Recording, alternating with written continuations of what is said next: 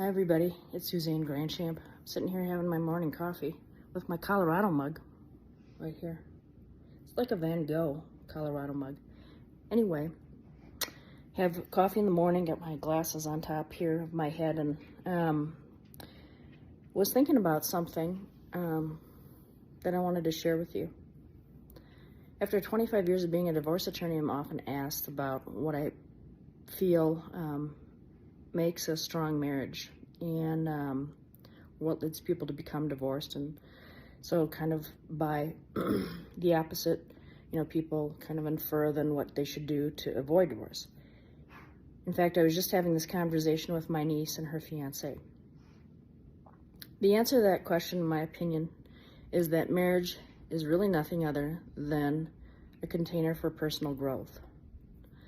And as such, I believe that the most important ingredient to a healthy marriage is to heal your childhood trauma through individual therapy with a trauma-informed therapist, and also eventually to do couples therapy to really flesh out what each person's values are, and to have maybe a mediated discussion about big issues like are we going to have kids? How are we going to save? Are we savers?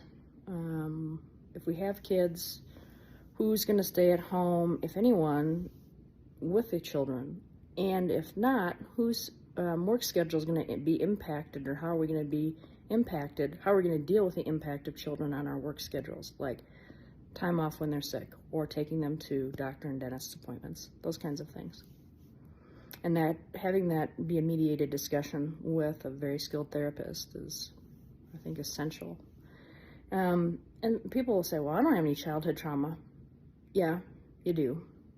And even if you think you don't, you have a family system from which you came that's going to be different from your partner's. And those systems need to be integrated. And the best way to do that is through therapy.